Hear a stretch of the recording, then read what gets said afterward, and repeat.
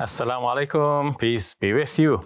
Hello, I'm Shabir Ally with another book review. And today I'm reviewing this book. It's called Jesus, the Evidence by Ian Wilson.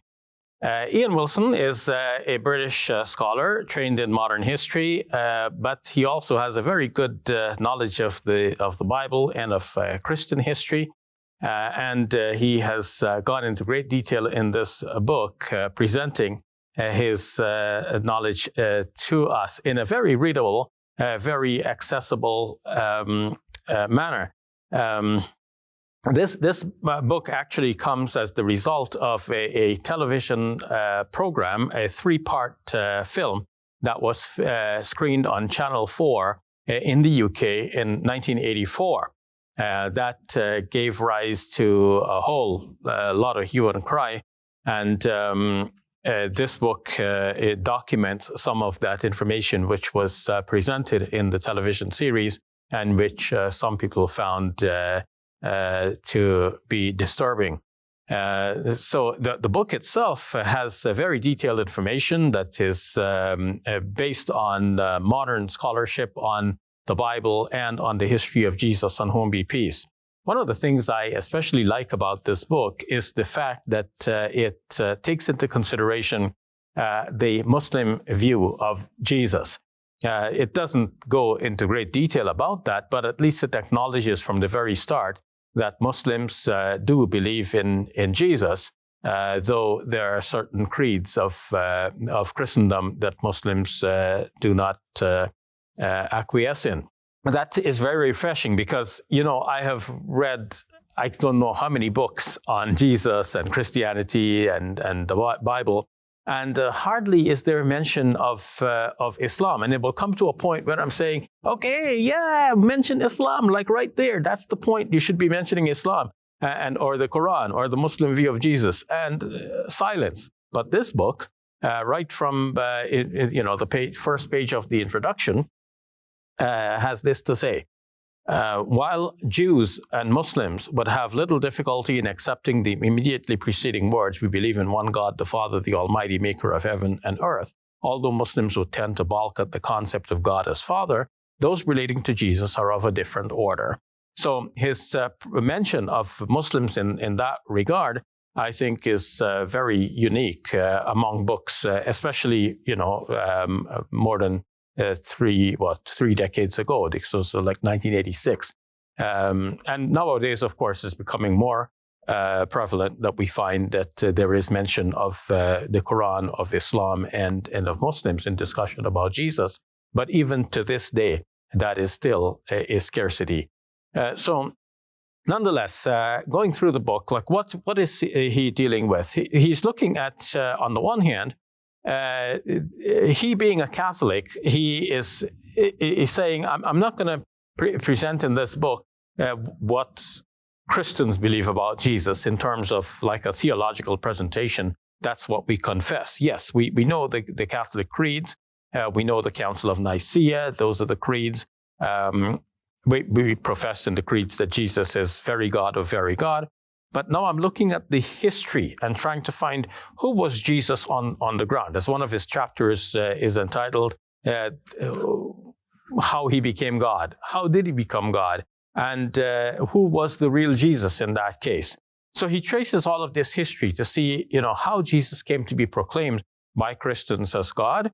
He looks at the kinds of beliefs that were prevalent at the time, when a belief in Jesus emerged and developed into what was proclaimed at the Council of Nicaea. And in tracing back who is the real Jesus, he had to go through some very painstaking scholarly and detective work in looking at the various Gospels and how they present Jesus. So he talks about documents which were not included in the New Testament Gospels.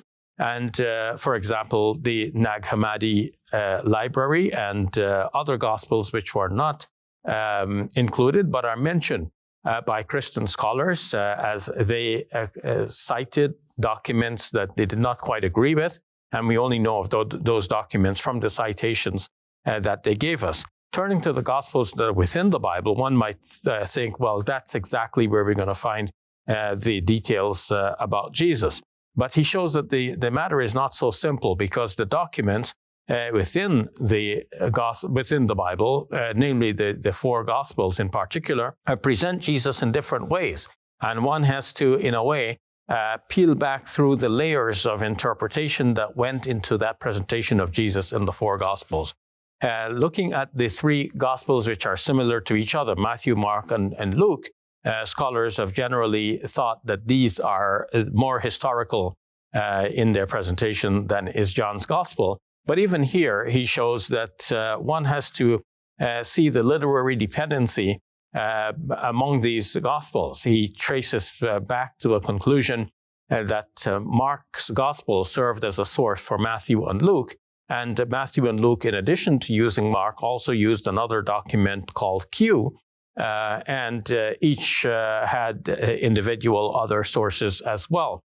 Comparing these documents and trying to retrace the sources leads to the understanding that the presentation of Jesus is being developed from one gospel to another.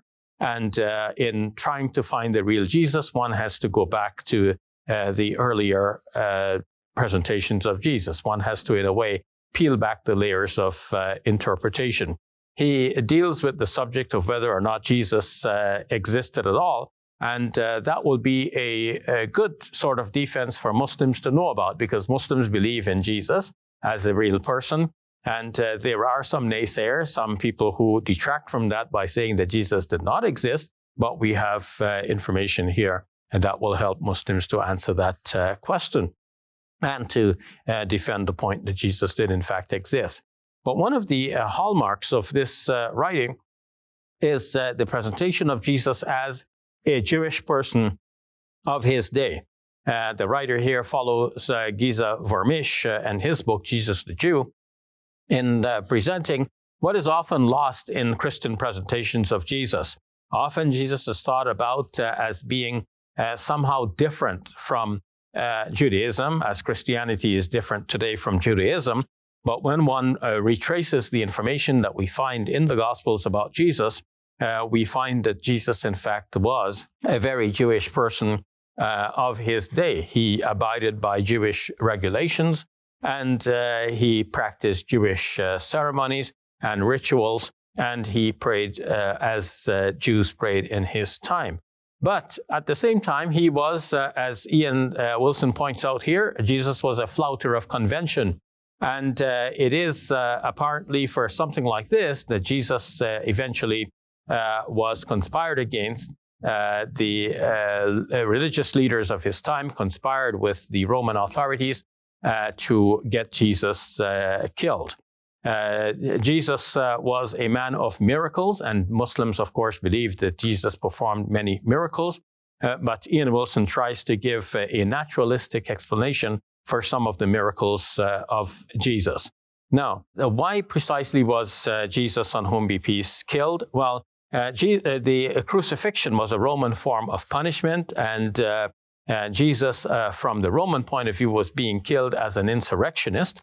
And Muslims can identify with that idea in thinking that Jesus, on whom be peace, if he died at all, must have died as a martyr. Now, the Gospels show that the tomb of Jesus was discovered to be empty. His body went missing.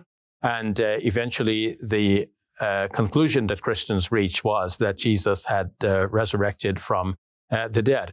Altogether, I'd like to say that this is a very interesting and informative book. It is richly illustrated, so it's very suitable for as an introductory work on the Gospels and about the history of Jesus and emerging beliefs about him. I would highly recommend this book. Is there anything about the book that I do not like?